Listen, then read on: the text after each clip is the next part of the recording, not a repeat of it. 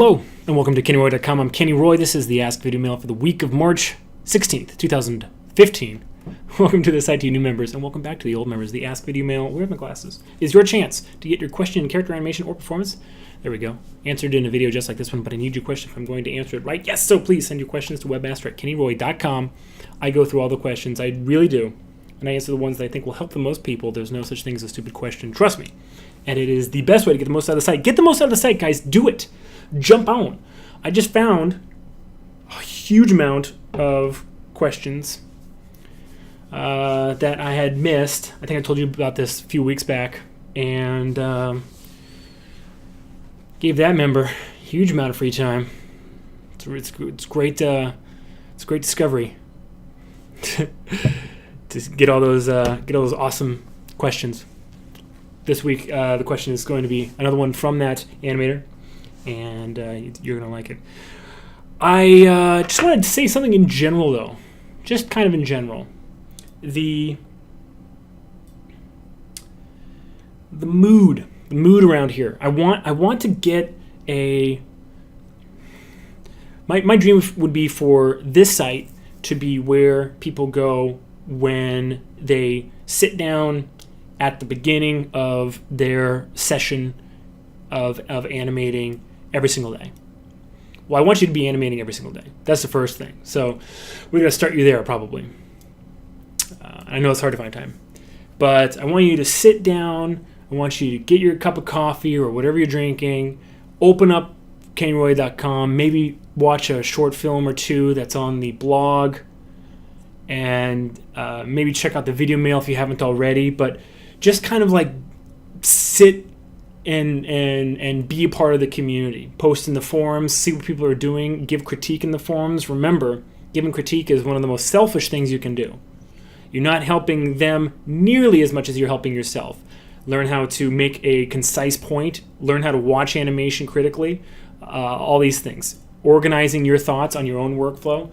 Having to describe your thoughts on your own workflow. Very, very, very selfish thing to do, to give somebody else critique.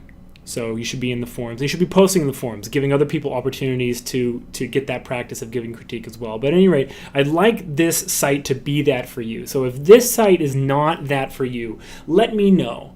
What can I do that would make this site that for you? How could this be a community where it's just like a given? You sit down, you boot up your computer getting ready to animate, and you just open up KennyRoy.com and you're hanging out. What could be there? A chat room, maybe, so that other animators that are here right now, you can sit in there and just idle and chat if you like. Is that it? Could be. If not, what is it? Let me know what it is, because I want it to be that. There used to be a site called 3D Cafe. I think it's still open, but it's a shadow of what it once was. Back in the day, this is like 15 years ago already, there was it was a very vibrant community, and I had like 10,000 forum posts in 3D Cafe. That's when I was teaching myself animation. Actually, it's longer now. God, it's almost 20 years now. And what was my point? Oh yeah, and there was a chat room for a while. There was a chat room, and it just became, I think it was just a little bit too popular. I wouldn't want it to get so popular that, you know, people are having a bad time because there's like people trolling it. And I don't think that would ever happen. But point I'm making is, it was just a given. I would come to 3D Cafe. I would sit down at my computer. I would log into 3D Cafe. I would start posting in the forums. I'd be hanging out. I would idle in the chat room. Sometimes people would come in and say, "Hello, anyone here?" And I would say, "Hey, I'm here." You know, we have like a 2-minute chat. It was a nice distraction, talking over animation, talking over CG, like in the middle of working. But it was just kind of like open right there, and then I was working. So what would you need? What would you like for this site to be that for you? Please let me know. Send me an email, either webmaster@kennyroy.com or just kennyroy@gmail. Either one works. Let me know what I can do to make this a real, vibrant, like living community, like on a day-to-day basis. All right, I'd love to hear that. All right, so without further ado, let's check out the question. Here it is.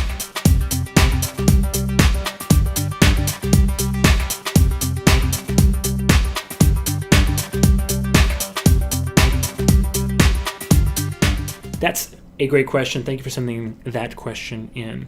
In general, I'm going to generalize here.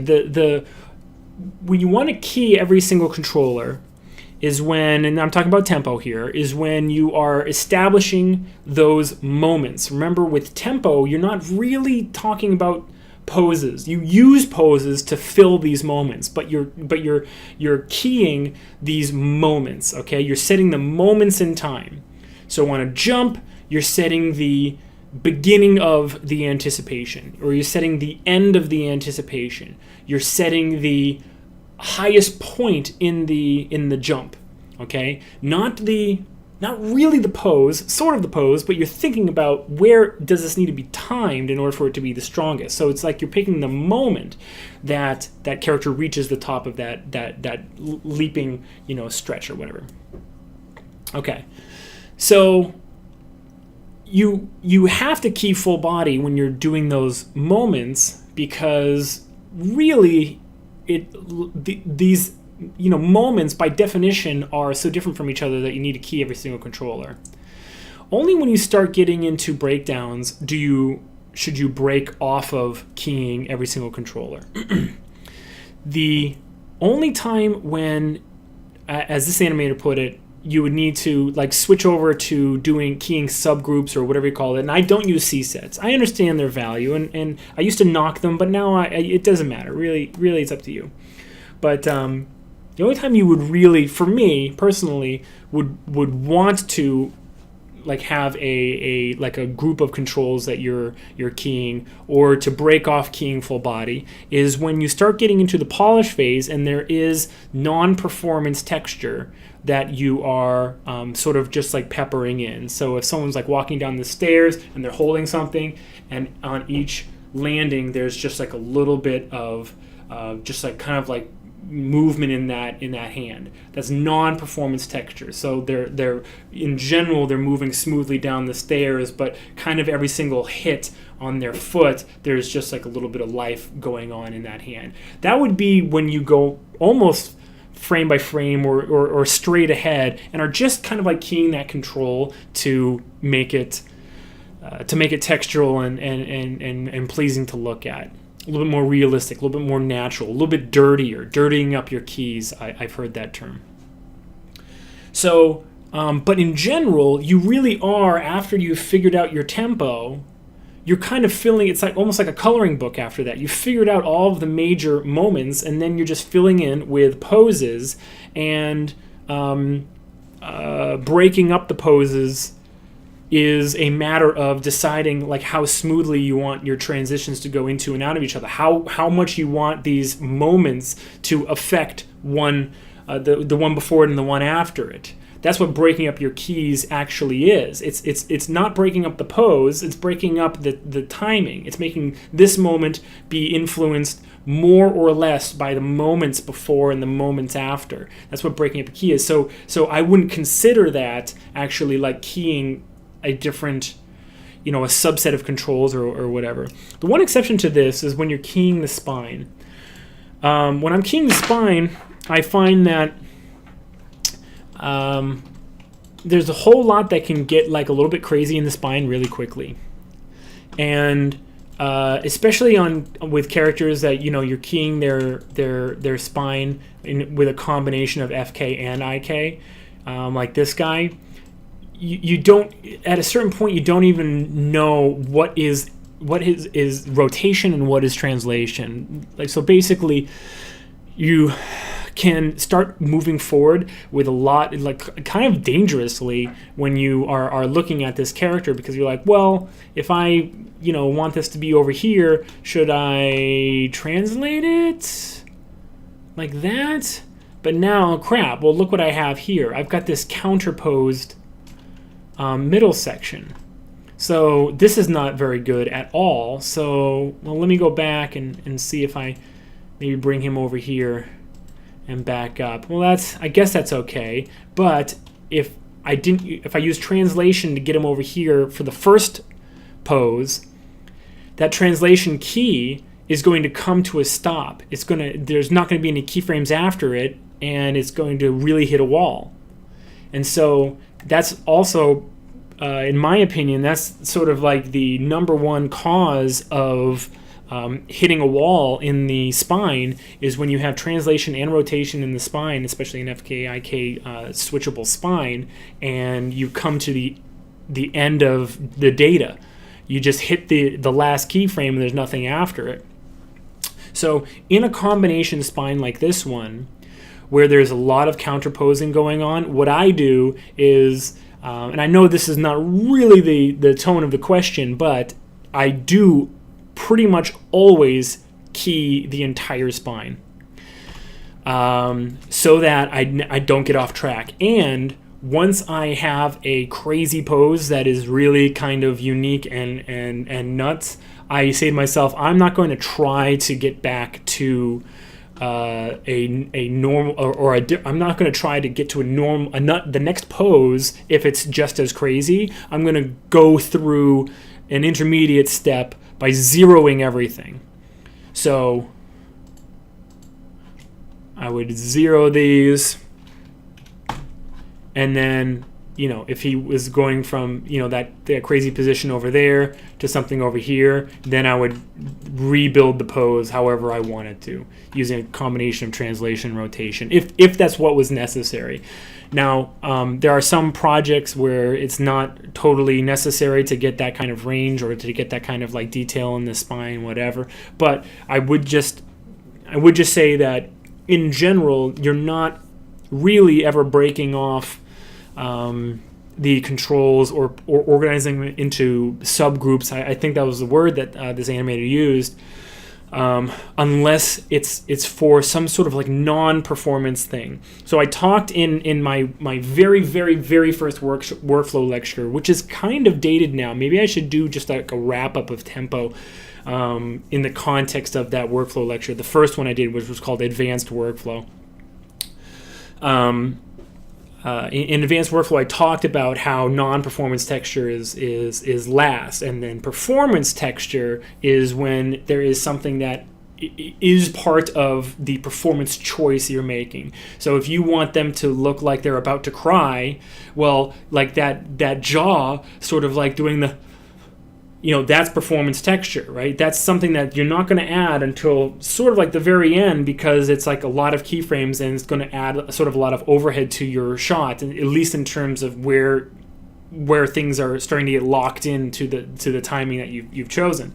So that's performance texture. Non-performance texture is just stuff that you have to pepper in and dirty up your keys and just make it a little bit more realistic and natural looking, and not so smooth and all the same sort of like size and speed. Okay, so in general, I'm not going into like watching my animation and going into just the why can I see bones right here? Going into just one control and saying like, okay, I'm just going to pose the hands right now. Oops, you can't see this.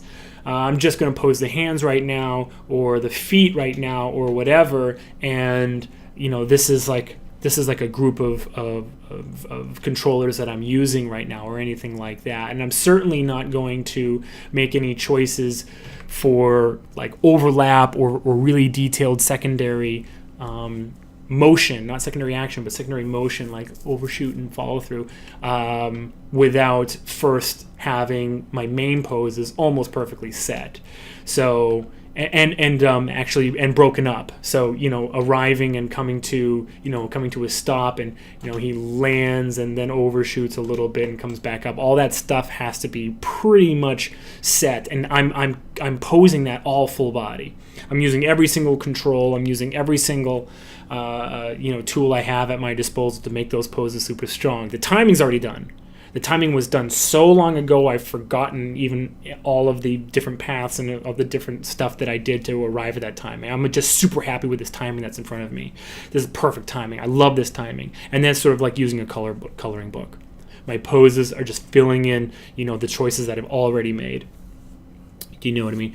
And then, yeah, so it's up to you if you want to use C-sets, and this wasn't really talking about C-sets or anything like that, but I do think that probably a good rule of thumb, let me summarize this whole thing, a good rule of thumb is you do want to be using full body posing and all of the controls as long as possible, as deep into your animation as possible. And it's not just because if you start fine-tuning and polishing too early, you'll get in trouble. That's sort of separate to this discussion. It's more that if you are using all of the controls and keying everything, you are kind of still honoring the fact that you've broken your shot up into moments that you were animating with tempo in the very, very, very beginning. And once you start breaking those things up and adding a little bit of interest and a little bit of natural movement to the whole thing, then you can just sort of let the shot kind of like take you on a ride and see where you go. Yeah, it shouldn't be stressful either. It should be a lot of fun. Hope that answers the question. That's a really good question. Remember, take advantage of the site. There's no other site out there where you can send in a question and get a 15 to 20 minute video on your question, your issue. You can even send me your Maya files. I can only open them on screen if you're using a public domain character. Okay, so I can critique animation with I can critique animation like for AnimGym and stuff like that, but I can't actually open up the files. Okay, so make sure you're using like public domain characters. Okay, great. This is the address. You haven't forgotten it. It's still there. webmasterkenroy.com. Please send in some more questions. Love to see your stuff. I'm Kenny Roy. This has been a blast. Good luck with your animation, and as always, rock on.